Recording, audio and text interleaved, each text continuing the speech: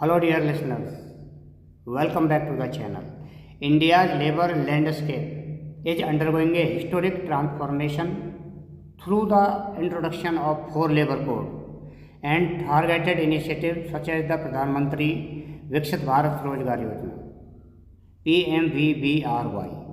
These reforms aim to simplify compliance, expand social security and bring informal and gig workers into the formal economic framework.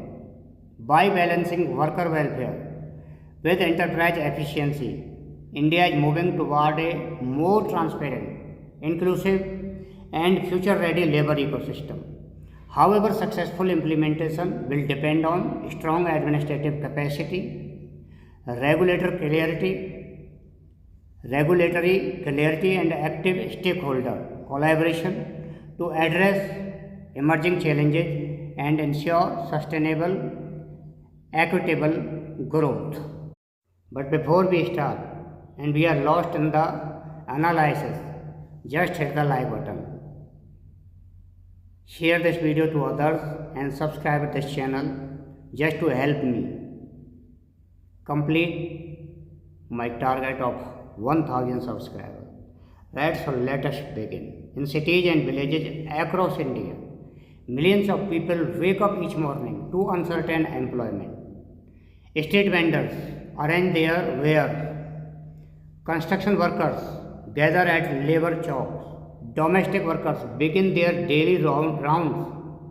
And countless others earn their livelihood without formal employment contracts or job security. Right? India's unorganized and informal workforce, nearly 45 crore people, form the living infrastructure on which the nation stands. These workers build cities, sustain supply chain, support household, drive transport system, power the gig economy, and underpin both agricultural and urban labor market. Yet, despite being the backbone of India's economy, they remain among the most invisible and vulnerable participants in the country's development story.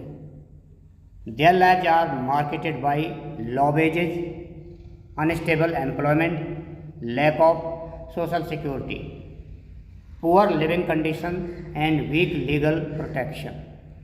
This stark disconnect between the scale of India's economic ambitions and the precarious reality of its labor force raises a fundamental question. Can a nation aspiring to global leadership truly achieve its goals without ensuring dignity, justice, and protection for those who sustain its growth? India possesses a wide spectrum of labor law and protection. However, the rights often exist only on paper, and workers frequently remain unaware of them. Right? Welfare boards are in place, yet registration levels remain low. Digital portals have been created, but many workers lack digital literacy or access to identity linked system. This implementation deficit is one of the most significant challenges confronting India's labor governance.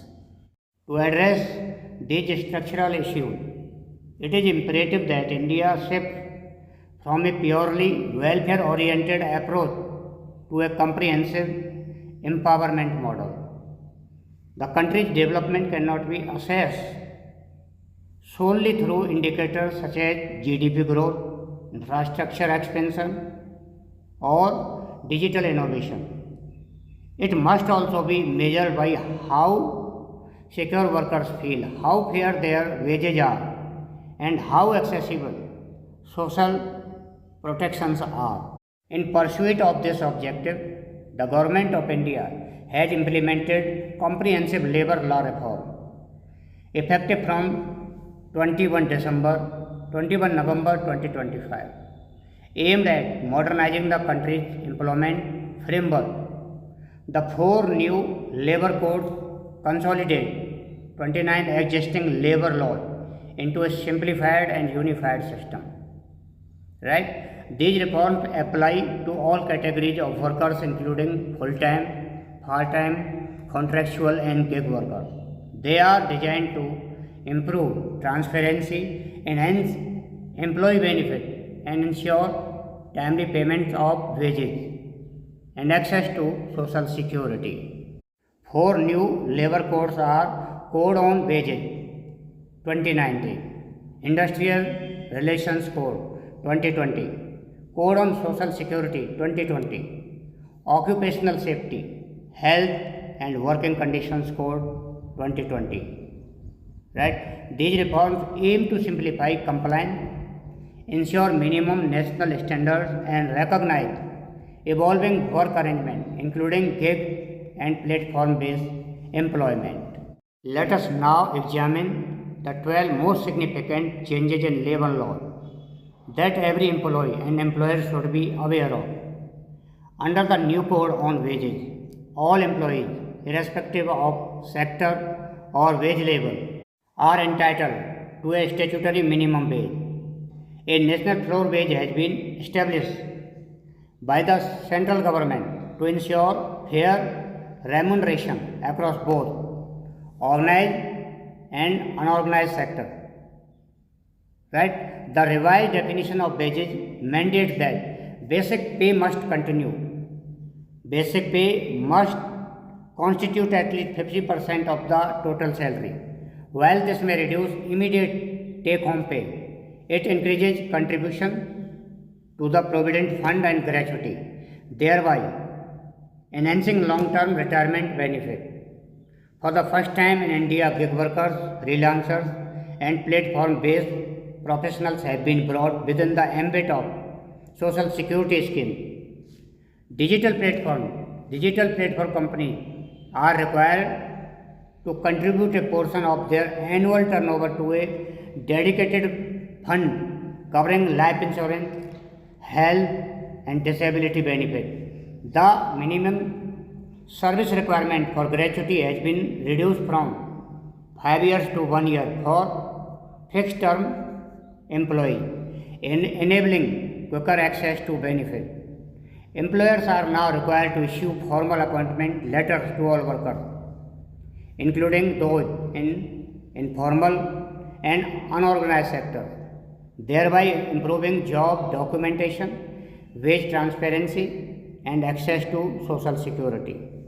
Okay, employees working beyond scheduled hours are entitled to overtime wages at twice the standard rate, strengthening labor rights and discouraging unpaid overwork.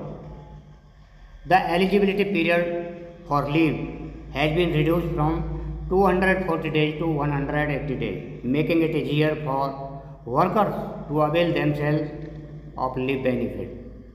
Alright, women employees are now permitted to work before 6 am and after 7 pm across sectors, subject to their consent and the provision of adequate safety measures by employer. Flexible working arrangement, including work from home, have also received formal recognition. To promote preventive health care and workplace well-being, employers are required to provide free annual health checkup for employees above 40 years of age. Additionally, wages must be disbursed within 7 days of the end of the wage period or within 2 working days in cases of resignation or termination, thereby ensuring timely payment and financial security. Compensation for commuting accident has also been introduced, expanding the scope of worker protection. The Code on Social Security 2020 marks a significant step toward recognizing gig and platform workers. However, gaps remain when compared to traditional employees.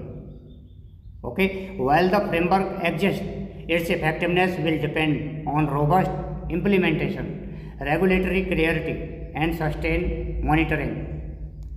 Another significant initiative by the Government of India is the introduction of the Pradhan Mantri Viksit Bharat Rozgar Yojana 2025. The scheme aims to generate employment, enhance employability, and promote formalization of the workforce. The scheme comprises two components. Part A incentive, youth entering the workforce for the first time, while Part B provides incentives to employers for generating and sustaining employment. With an outlay of Rs 1 lakh crore, the scheme aims to support the creation of over 3.5 crore jobs within 2 years. Okay, under the scheme, newly employed youth are eligible for incentives of up to 15,000 rupees in 2 installments. Employers, on the other hand, can receive up to 3,000 per month per new employee for generating additional employment opportunities in the manufacturing sector. These incentives are extended to the third and fourth years as well. To encourage a culture of saving, a portion of the incentive will be deposited in a fixed saving instrument, which can be withdrawn by the employee at a later stage. The benefits of the scheme will be applicable to jobs created between 1st August 2025 and 31st July 2027. While analyzing the impact of the new labor law, it is evident that by consolidating 29 existing laws into 4 cohesive codes, India has moved closer to creating a labor ecosystem that balances economic growth with workers' welfare. These reforms strengthen the foundation of a future-ready, digitally enabled and inclusive workforce. The full rollout of the labor codes on 21 November 20 by simplifying compliance, recognize modern work arrangement, and ensuring minimum national standards. These reforms aim to create a transparent, worker-friendly, and investment-attractive labor ecosystem. Alright. Similarly, the Pradhan Mantri Viksit Bharat Rozgar Yojana is a forward-looking and impactful initiative that balances employee welfare with employer incentive. By combining skill development, financial literacy, and direct benefit with targeted incentive for employer, the scheme is expected to stimulate job creation, formalization, and productivity in the Indian labor market. As India progresses toward the vision of Viksit Bharat 2047, Prime Minister Viksit Bharat Rozgar Yojana can serve as a cornerstone in shaping a more inclusive and dynamic employment landscape. From the perspective of employee, the scheme promotes the formalization of jobs through expanded social security coverage.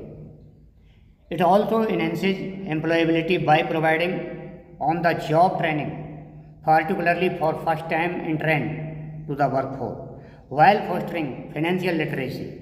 Alright, for employers, the scheme helps offset the cost associated with job creation, enhances workforce stability and productivity, and incentive wider social security coverage.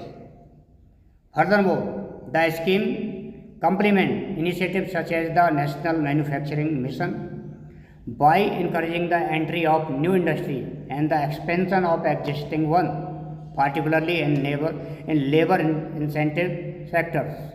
However, not all aspects of the transition are without challenges. While the revised labor laws offer significant opportunities such as a boost to employment generation in MSMEs and manufacturing, greater formalization of the workforce, enhanced EPFO coverage, improved productivity and skill development, extended incentives for the manufacturing sector, and better compliance through data integration. There are also short-term implementation concerns. One key challenge lies in aligning with the revised definition of wages. Ambiguity in interpretation, particularly concerning variable or one-time payment and stock-based benefit, may create compliance complexity. Employers may now need to reassess cost structure and recalculate benefits such as gratuity and leave encashment.